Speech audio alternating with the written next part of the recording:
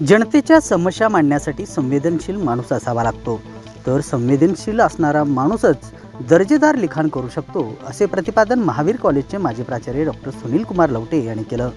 बाजारभोगाव तालुका पन्हाळा येथे प्रसिद्ध कादंबरीकार कृष्णात खोत यांच्या रिंगाण कादंबरीस मानाचा साहित्य अकादमीचा पुरस्कार मिळाल्याबद्दल बाजारभोगावसह परिसरातील नागरिकांनी आयोजित केलेल्या सत्कार समारंभात ते बोलत होते। अध्यक्षस्थानी बाजारभोगावच्या सरपंच सीमा नितीन हिरडेकर होत्या। यावेळी बाजारभोगाव पंचक्रोशीच्या वतीने खोत यांचा सपत्नीक सत्कार करण्यात आला। नवनवीन बातम्या पाहण्यासाठी आमचे चॅनल सबस्क्राइब करा, घंटीला क्लिक करा व शेअर करायला विसरू नका। जी घरे मोबाईल टीव्हीपेक्षा पुस्तकानं भरलेली असतात, अशी घरे समृद्ध संस्कृती टिकवणारी असतात, असेही प्राध्यापक लवटे म्हणाले। तर देशभरातील नामवंत व अनेक भाषातील आलेल्या हजारो कादंबरीमधून रिंगाण कादंबरी साहित्य अकादमीचा पुरस्कार मिळाला, हा साहित्यातील नोबेल पुरस्कार आहे, असे मत शिवाजी विद्यापीठाचे माजी परीक्षा नियंत्रक डॉक्टर BM हिरडेकर यांनी व्यक्त केलं। तसेच बाजारभोगाव परिसरात पाटपन्हाळा येथे राहून कृष्णात खोत यांनी गावठाण, रौंदाळ व झडझिंबड या कादंबरी लिहिल्या, याचा परिसराला सार्थ अभिमान असल्यामुळे नागरिकांनी त्यांच्या सत्काराचं आयोजन केलं असल्याचंही डॉक्टर हिरडेकर म्हणाले। तर लेखकाचे सदैव कान उघडे असावेत, त्याचे लिखाण सर्वसामान्य माणसाचा आवाज असला पाहिजे, असे मत सत्काराला उत्तर देताना कृष्णात खोत यांनी व्यक्त केलं। पहिली गोष्ट अशी आहे की त्याच्या सगळ्या कादंबऱ्या, त्याचं सगळं साहित्य या परिसराच्या रिंगणातच फिरतं। म्हणजे तो ज्या परिसरात जगतो, जे अनुभवतो, ते तो शब्दबद्ध करतो। म्हणजे त्या रिंगणामध्ये देवापाचं उदाहरण सरांनी सांगितलं, पण खरं अंगावर येणारं उदाहरण काय आहे तर धरणग्रस्त जे असतात, मला माहित नाही की तुम्ही धरणग्रस्तांच्या वसाहती पाहिल्यात, ग्रस्त कुठे राहतात, तुमच्या असं लक्षात येईल की वर्षोनवर्ष त्यांच्याकडे शासन पाहत नाही। पत्र्याच्या टपरीमध्ये माणसं राहतात, झोपड्यात राहतात, आश्वासन भरपूर दिलं जातं। तुम्हाला माहित आहे का की एखादं धरण होतं, एखादा पूल होतो, एखादा रस्ता होतो, तो आकाशातून होत नाही। त्या रस्त्याखालची जमीन ज्या शेतकऱ्याची असते, ती शेतकऱ्याची जमीन काढून घेतली जाते आणि मग रस्ता होतो। धरण पाणलोट क्षेत्राचं जितकं मोठं असेल तेवढी सगळी जमीन काढून घेतली जाते आणि तिथल्या लोकांना विस्थापित केलं जातं। ही सूज आहे, ही फूग आहे। अशा विकासाने माणसाचं कल्याण होत नाही। आता जगामध्ये असं सांगितलं जातं की विकासाला मानवी चेहरा असला पाहिजे। त्या रिंगणामध्ये धरणग्रस्तांचे जे विस्थापित लोक नको असलेलं सोडून जातात। काय सोडून गेले होते? काही भाकड जनावर, भाकड म्हणजे ज्याला दूध नाही, अशा म्हशी, गायी सोडून गेले। हळूहळू वर्षोनवर्ष त्या जंगलातच राहिल्यामुळे पाळीव जनावरं जंगली झाली। त्या नुसत्या म्हशी जंगली झाल्या नाहीत, माणसं पण हळूहळू जंगली झाली। आपण असं पाहिलं पाहिजे की माणूस माणूस राहिला पाहिजे। कृष्णात खोत यांच्यासारखा संवेदनशील साहित्यिक आपल्याला काय समजावून सांगतो? अरे विकास म्हणजे काय एकदा समजून घ्या। तुमच्याकडे कदाचित प्राथमिक आरोग्य केंद्र असेल, पण त्या आरोग्य केंद्रात नर्स नसेल, डॉक्टर असेल तो पैसे घेऊन उपचार करत असेल। कृष्णात खोत यांचं मोठे पण कशात आहे तर त्यांचं लेखन आपलं डोळे उघडले, झिंझिण्या येतात वाचताना। माझ्यासारख्या माणसाला खेडं कळतं, मी शहरात राहणार मनुष्य, पण मला खेड्यातल्या वेदना कृष्णात खोत यांचं साहित्य वाचून होतं। कृष्णात हा आपल्या या भागातलं थर्मामीटर आहे। थर्मामीटर म्हणजे या गावचं काय चाललंय हे जर तुम्हाला समजून घ्यायचं असेल तर कृष्णाच्या कादंबऱ्या तुम्ही वाचल्याच पाहिजे।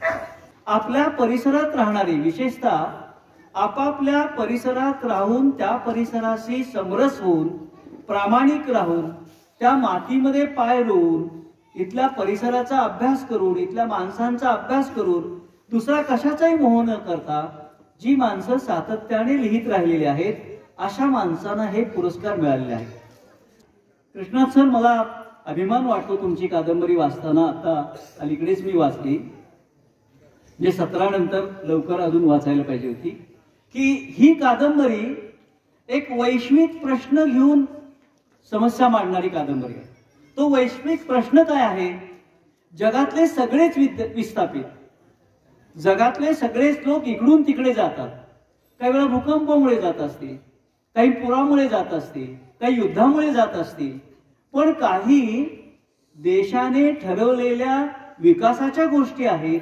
हे विकास करताना विस्थापित होणारी जी माणसं आहेत त्यांचे प्रश्न याच्यात आहेत. आणि जगात सगळीकडेच ही समस्या आहे.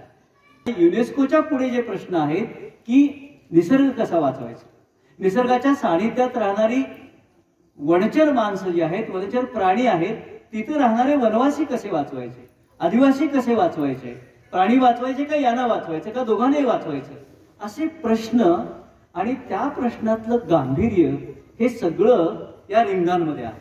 म्हणजे विस्थापितांचा प्रश्न आहे, दुःख आहे, ते सगळं दुःख चव्हाट्यावर मांडण्याचं आणि शासनातल्या अनेक लोकांच्या दृष्टिकोनातून मार्गदर्शक ते ठरावं. म्हणजे सरांनी काय काय लिहिलंय त्याच्यामध्ये फार गमतीशीर गोष्टी त्याच्यामध्ये आहेत की सर असं त्याच्यात लिहित आहेत आणि त्यांचे ती पात्र पण म्हणतायत की पांढऱ्या धोट पेहरावातली जी माणसं आहेत, ही माणसं एकदा पांढऱ्या धोट पेहरावात आली की माणसं व्हायचीच विसरतात आणि माणसंच माणसाला विसरतात, माणसंच माणसांना विस्थापित करतायत. आणि त्यातला माणूस जर चुकून सरकारात गेला तर तो माणूस आपला राहतच नाही. म्हणजे तो सरकारात गेला म्हणजे दोन अर्थाने, सत्तेत गेला असेल, सरकारी अधिकारी झाला असेल, सरकारी नोकर झाला असेल तर काय. म्हणजे सर तुम्ही त्यातली काही वचनं अशी लिहिलेली आहेत, ही जागतिक समस्येच्या प्रश्नांच्या, SDG 4च्या प्रश्नाच्या प्लॅटफॉर्मवरती चर्चा करण्यासारखी अशी ही कादंबरी आहे. इंग्रजीतला जो संघर्ष आहे तो पांढऱ्या ढोट पेहरावातल्या माणसांचा आहे, पोलिसांचा आहे, फॉरेस्ट अधिकाऱ्यांचा आहे, फॉरेस्ट मधली माणसं आहेत त्यांचा आहे, काही वेगवेगळ्या पेहरावातल्या माणसांचा आहे आणि त्यांच्यात कुणाशी संघर्ष चाललेला आहे त्यांच्या कादंबरीतला. दुसऱ्या बाजूला जंगलातली माणसं आहेत, रानावनातली माणसं आहेत, साधी माणसं आहेत आणि ती माणसं विस्थापित होऊन उपरी झालेली आहेत, उचले झालेली आहेत.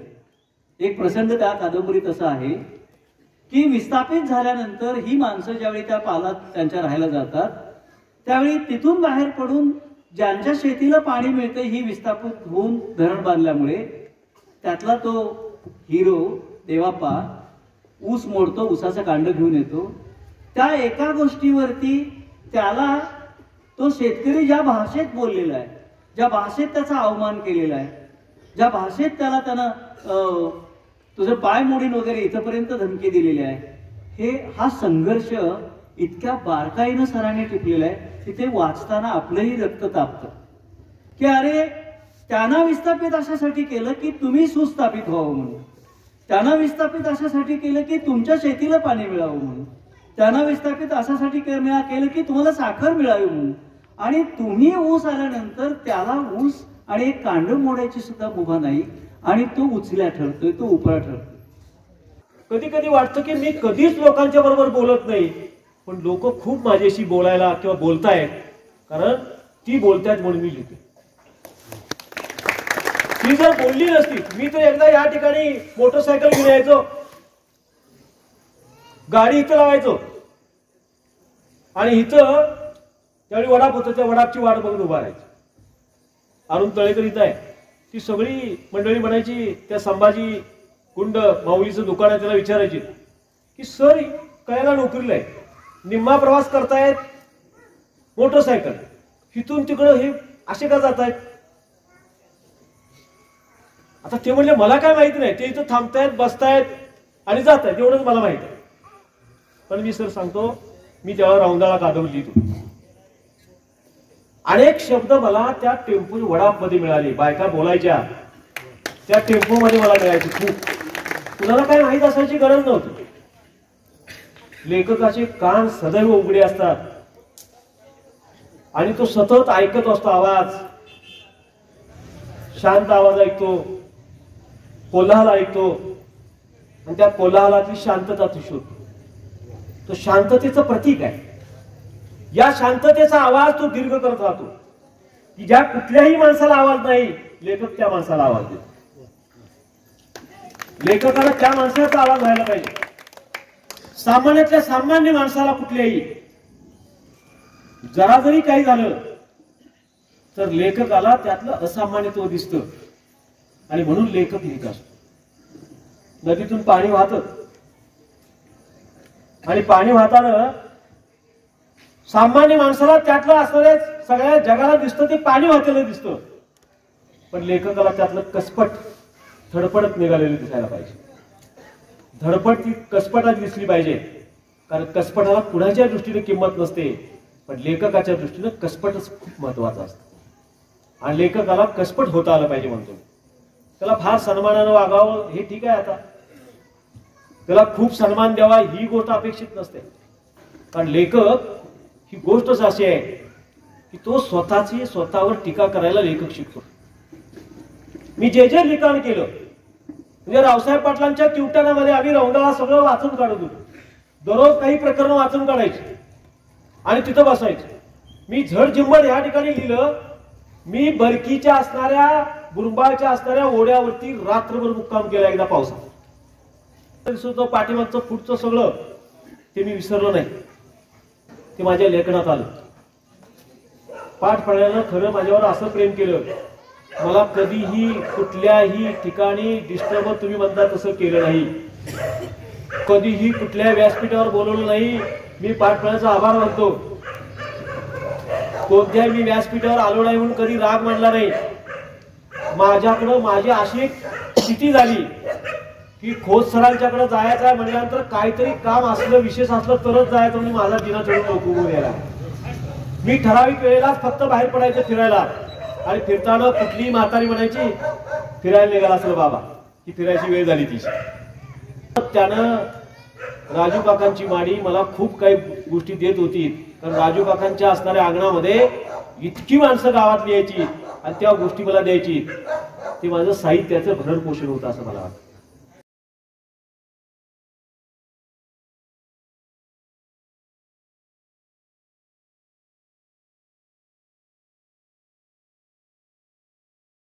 यावेळी ॲडव्होकेट शाहू काटकर, रावसाहेब पाटील, पन्हाळा तालुका काँग्रेसचे अध्यक्ष जयसिंगराव हिरडेकर, पंचायत समितीचे माजी उपसभापती बी.आर. पाटील, माजी पंचायत समिती सदस्य दामोदर गुरव, बाजारबोगाचे उपसरपंच युवराज पाटील, एम.डी. पाटील, माजी सरपंच माया नितीन पाटील, युवा नेते नितीन हिरडेकर, रोहन गुरव, अर्जुन पाटील यांच्यासह परिसरातील नागरिक मोठ्या संख्येने उपस्थित होते.